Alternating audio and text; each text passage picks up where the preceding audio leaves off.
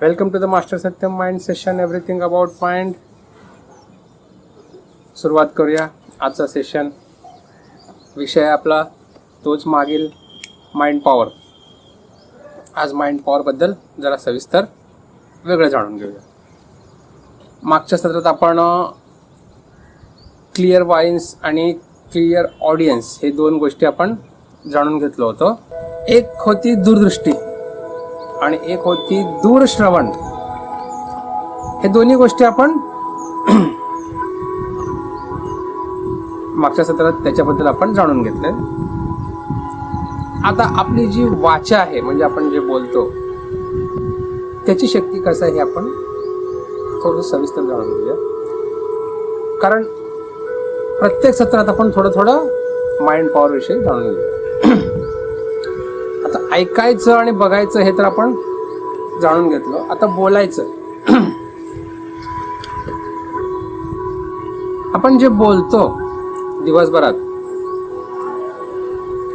आपल्या बोलण्याच्या समोरच्यावरती प्रभाव पाहाव तसं पडत नाही. कधीतरी एखादी व्यक्ती, ते पण आपलं काहीतरी काम असेल तर प्रभावित होतो, अन्यथा आपल्या ह्याच्यावरती प्रभावित होत नाही. मग का बरं होत नाही? तेच काही वक्ते असतात किंवा काही वक्ते असतात, काही महत्वाची व्यक्ती असते. ती व्यक्ती बोललं तर आपल्या माइंडवरती प्रभाव पडतो. मग तुमच्या बोलण्याचा का बरं पडत नाही? तर आपली जी वाचा आहे, आपण जे बोलतो, ते प्रभावी करण्यासाठी काय करायला पाहिजे? आपल्या बोलण्याच्या समोरच्यावरती थेट प्रभाव पडायला पाहिजे. त्यासाठी काय करायला पाहिजे? काही लोक म्हणतात तुमच्याकडे कम्युनिकेशन स्किल नाही, त्यामुळे तुमच्या बोलण्याचा याच्यावरती प्रभाव पडत नाही, असं तसं. हे सगळ्या गोष्टी गौण आहेत, म्हणजे नंतरच्या आहेत. प्राथमिकता काय पाहिजे? तुमच्याकडे कम्युनिकेशन स्किल असो वा नसो, तो भाग बघा. कम्युनिकेशन स्किल जास्त बोलायचं असेल तर त्याचं ट्रेनिंग दिलं जातं. तर तुमच्या बोलण्याच्या समोरच्या व्यक्तीवर प्रभाव पाडायचा असेल तर तुम्हाला काय करावं लागेल? आपण जे दिवसभरात बोलतो, कधी ॲनालिसिस करा, वेळ असेल तर. दिवसभर जे बोलतो त्याच्यामध्ये 90% आपला जो बोलणं असतो व्यर्थ असतो, विनाकारण. आपण आपल्या बोलण्यात विनाकारण एनर्जी वाया घालवत असतो. काय बोलतो आपण? हे असं, ते तसं, ह्याने असं केलं, त्याने तसं केलं, हा असा होता तर तसा होता, ह्या मूवीमध्ये हा असं झाला, ते तसं झालं. दोघं मिळून मूवी बघतात, दोघं मिळून बघतात. परत त्यांनी ह्याला सांगतात, त्यांनी त्याला सांगतात की असं झालं, त्यांनी तसं झालं. जसं काही हे जे फालतू बोलणं आहे ना, हे थांबवायला पाहिजे कुठंतरी. आपलं माइंड जो आहे ना, ते फालतू विचार बडबड जे करतो ते थांबायला पाहिजे. पूर्वी काही लोक मौन धारण करत होते, मौन. किंवा आता पण काही लोक करतात, दिवसभर बोलत नाहीत कोणाला. का बरं मौन धारण करत होते? आत्ताच्या मौनला काही अर्थ राहत नाही. कारण तुम्ही भलेही दिवसभर बोलत नसाल तरी सुद्धा आतनं सतत तुम्ही बोलतच असता, अजून रेग्युलरपेक्षा जास्त बोलत असता. तुम्ही तोंड बंद ठेवलं काय झालं? आतनं तर विचार सतत चालूच आहेत, आतनं बडबड तर चालूच आहे. त्यामुळे तुमचं जे बडबड आहे ना, ते कुठेतरी थांबायला पाहिजे. मोजकेच जेव्हा तुम्ही बोलायला शिकता, जेवढं गरज आहे, जिथं गरज आहे तेव्हाच तुम्ही जर बोलायला शिकला तर मात्र तुमच्या बोलण्याचा प्रभाव पडतो. पहा, तुम्ही तुमच्या घरात किंवा बाहेर शेजारी पाजारी जो व्यक्ती नेहमी बडबड करत असतो, त्याच्याकडे कोण लक्ष देत नाही. काय म्हणतात, ते असंच नेहमी काहीतरी बडबड करत असतो. पण जी व्यक्ती शांत असते, जास्त कोणाशी बोलत नाही, ती व्यक्ती काहीतरी बोलली कोणाशी तर त्याच्या मनाला लागतं. का? ह्याने कधी बोलतच नाही माझ्याशी, पण आज बोलला आणि असं म्हणला. मग ती व्यक्ती विचार करते की हा व्यक्ती असं का म्हणले, हे माझ्या चांगल्यासाठी आहे का वाईटसाठी, विचार करते. म्हणून तुम्ही पण जेव्हा बोलता विचार करून बोला. व्यर्थ बडबड बंद, टोटली बंद करायचं. जेव्हा जिथं जेवढं लागतं तेवढंच बोलायचं. मग तुमच्या शब्दामध्ये एक शक्ती निर्माण होते. जसं आपण क्लिअर व्हॉइस, क्लिअर ऑडियन्स म्हणजे श्रवण शक्ती आणि दूरदृष्टी हे ज्याबद्दल जसं बद्दल बोलत तसं तुमच्या आवाजामध्ये सुद्धा एक शक्ती निर्माण होते. मग तुम्ही जे बोलता ती समोरची व्यक्ती ऐकायलाच पाहिजे. तुमची इच्छा नसते ऐकायलाच पाहिजे, पण तुमचा आवाज, तुमची वाचा याच्यामध्ये एवढी शक्ती निर्माण झालेली असते, एवढी एनर्जेटिक तुम्ही बोलता. एक उदाहरण सांगतो. एक 100 शब्द तुम्ही बोलला, समजा एक 100 शब्द तुम्ही बोलत आहात, व्यर्थ 100 शब्द बोलत आहात. त्या 100 शब्दाला जेवढी एनर्जी लागते तेवढीच एनर्जी तुम्ही एक शब्दात दिला तर 100 शब्दाचा प्रभाव पडतो का एक शब्दाचा प्रभाव पडतो हे तुम्ही ठरवायचं. कारण 100 शब्द जेव्हा तुम्ही बोलता तेव्हा समोरचा 100 मध्ये एक सुद्धा ऐकतो, न ऐकतो, जे ऐकतो ते त्याचा हिशोबानं, त्यामुळे त्याचा प्रभाव पडण्याचा चान्सेस कमी. पण त्या 100 शब्दाची एनर्जी एकवटून जेव्हा तुम्ही एकच शब्द बोलता तो थेट त्याच्या मनात घुसतो. त्याची इच्छा असो नसो त्याच्या मनात घुसतो आणि तो त्याला ऐकायला भाग पाडतो, त्याच्यावरती विचार करायला भाग पाडतो. हे आहे शब्दाची शक्ती. त्यामुळे आपले जे शब्द आहेत ते फार जपून वापरायचे. पूर्वी म्हणत होते शब्द हे शस्त्र आहे, शब्द हे शस्त्र आहे. म्हणून शब्द जेव्हा आपण बोलतो तेव्हा फारच जाणीवपूर्वक विचारपूर्वक बोलतो. आपण काही विचार करत नाही, धाड काही बोलतो, मग नंतर मग म्हणतो नाही मला असं म्हणायला नको होतं, तसं म्हणायला नको होतं, मी असं करायला नको होतं, असं माझं म्हणायची इच्छाच नव्हती, माझं असं विचारच नव्हता. हे बाकीच्या गोष्टी काही उपयोग नाही.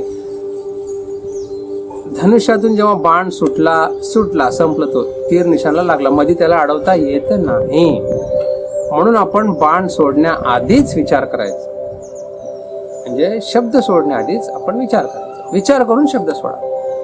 शब्द सोडल्यावर असं तसं त्याला एक्सप्लेन द्यायची काय गरज नाही. मी म्हणलो संपलं, म्हणलो मी असं म्हणलो, त्याला परत एक्सप्लेन देऊ नका.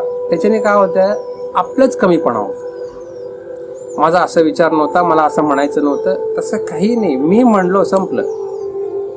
आपल्या गोष्टीवर ठाम राहायला पाहिजे. एवढी तुमची बोलण्याची जी किमी आहे ते वाढवायला पाहिजे. व्यर्थ बोलणं जर तुम्ही सोडलं तर सार्थक बोलणं तुम्ही करू शकता. व्यर्थ सोडा, सार्थक तुमच्या हाती येईल. म्हणून तर आपल्या ह्या दैनंदिन जीवनात आपले जे आहेत, कधी तुम्ही विचार करा, आपण जे करतो, जे बोलतो, जे कुठेतरी जातो, जे बघतो, जे ऐकतो, त्याच्यामध्ये 90 to 95% व्यर्थच असतो. म्हणून आपलं जे जीवन आहे व्यर्थ चाललंय असं आपल्याला वाटतो. नीट विचार करा. प्रत्येकाला वाटत असेल आपलं जीवन हे व्यर्थ चाललंय, काय तेच तेच तेच तेच तेच उठायचं, तेच जायचं, तेच करायचं, तेच बघायचं, असं प्रत्येकाला वाटतं की आपलं जीवन जो आहे ते व्यर्थ चाललं. का? तुमचे जे 5 इंद्रिय आहेत, 5 इंद्रिय म्हणजे काय माहित आहे का? कान, नाक, बोलणं, पाहणं, स्पर्श चिकित्सा, हे जे 5 इंद्रिय आहेत हे व्यर्थ काम करू लागले. सार्थक त्याचं कुठं नाव नाही. व्यर्थ म्हणजे विनाकारण काही ऐकायचं, कोण काही बोलते ऐकायचं, काय नाही तर TV बघायचं, व्यर्थ बघणे, व्यर्थ ऐकणे, व्यर्थ कृत्य करणे, काही करायचं उगं दिवसभरात. पाहिलं काही लोक उगाच बसले असतात उकिरड्यावर, काही करत असतात बिनकामाचं, कामाचं काही करत नाही. काही करा, काही ऐका, काही बोला, कुठेही जायचं. मग ह्याच्याने काय होतं, तुम्ही जे व्यर्थ बोलणं ऐकणं हे करता त्याच्यामुळे तुम्हाला असं वाटतं की माझा जो लाईफ आहे ना तो वेस्ट चाललाय. तुम्ही वेस्ट ऐकणं बंद करा, वेस्ट करणं बंद करा, वेस्ट बघणं बंद करा. मग तुम्हाला तसं वाटणार नाही की मी वेस्ट काहीतरी, माझं जीवन वेस्ट चाललंय असं वाटणार नाही. तुम्ही जो लाईफ जगत आहात, तुम्ही जो लाईफ जगलात आणि पुढं जे तुम्ही लाईफ जगणार आहात ह्याला फक्त आणि फक्त तुम्हीच जबाबदार आहात. हे गोष्ट नीट लक्षात ठेवा. तुम्हाला असं वाटत असेल काही लोक काय करतात, दुसऱ्यावर टाळतात किंवा ह्याच्यामुळं मी असं, मला असं करायचं होतं त्यांनी मला नको म्हणला, किंवा मला हे बघायचं होतं त्यांनी मला अडवला. हे जे गोष्टी आहेत हे गौण आहेत. कारण तुम्हाला तुमचं कार्य करण्यासाठी कोणीही अडवू शकत नाही. पूर्ण जगाची शक्ती जरी एकवटली तरी अडवू शकणार नाही. आपण जे करायचं ते करू शकतो, पण तुम्हाला काही करायचंच नाहीये. तुमचा एनर्जी जो आहे ना, एनर्जी लेवल फारच लोअर आहे. त्यामुळे तुम्हाला काही करूच वाटत नाही. एनर्जी लेवल फार लोअर आहे. का? हे सगळं वेस्टेजमुळं. वेस्ट ऐकणं, वेस्ट बघणं, वेस्ट काम करणं, बिनकामाचे काम करणं. आपल्याला गरज नसते तो काही नसतो, निवांत असतं, मग टी व्ही लावून बघायचं, तेच मूवी किंवा तेच सिरियल तेच बघायचं. मग वेस्ट नाही तर काय. गाणी ऐकतात काही लोक, गाणी तेच झालं. नाहीतर जायचं मित्रासोबत फालतू बडबड करत बसायचं दिवसभर. हे असं झालं, तसं झालं, हे असं ते तसं. पण ह्याच्याने तुमची मानसिक पॉवर, मनाची जी शक्ती आहे ती एकवटत नाही, एकजूट राहत नाही. जसे आपण एकजूट राहत नाही, घरात राहू द्या बाहेर राहू द्या, एकजूट आपण कधीच राहत नाही. तू तसा तर मी असा.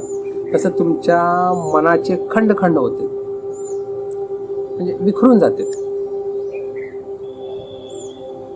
मग त्याला एकवटायला पाहिजे, एकत्रित आणायला पाहिजे. फोकस एकत्रित आणून जेव्हा तुमची एनर्जी एकत्रित होती, तुमचं मनाची शक्ती म्हणजे काय, एनर्जी जेव्हा एकत्रित होती, तेव्हा ती एनर्जी जेव्हा तुम्ही जिथं लावाल, बघणं असो, ऐकणं असो, किंवा जे काय असो, एकत्रित आणाल, तेव्हा मग जादू व्हायला सुरुवात होते. जादू म्हणजे चमत्कार नाही. तेव्हा तुम्ही सहज जात असेल तरी ना, लई लोकांच्या नजरेत येतो की हा व्यक्ती चालला. दिवसभर 10 चक्रा मारा, तुम्हाला कोण विचारणार नाही. एक कुत्र्यासारखा असंच फिरतो तो. तुमच्या चालमध्ये एक ढंग येईल, तुमच्या बोलण्याच्या शैलीमध्ये एक सुधार येईल, तुमचा बघण्याचा दृष्टिकोन तो पॉझिटिव्ह होईल, तुमची ऐकण्याची क्षमता सूक्ष्म होईल. म्हणजे जे तुम्ही ऐकता त्याच्यामध्ये काय पकडायचं हे तुमच्या लक्षात येईल. तुम्ही सगळंच पकडता, संपलं, सगळं टाका कचरा आतमध्ये. असं नाही करायचं. काही व्यक्ती बोलते तर त्याच्यात महत्वाचं काय आहे, सूक्ष्म विचार करायचं. महत्वाचं काय तेवढं घ्यायचं, बाकीचं सोडून द्यायचं. सोडून द्यायचं कसं तुम्हाला माहीतच नाही. तर हे तुमच्या ऐकण्याची क्षमतामध्ये जेव्हा सुधार होईल तेव्हा. तसंच बोलण्याची क्षमता, दिवसभराचं व्यर्थ बोलणं थांबवा.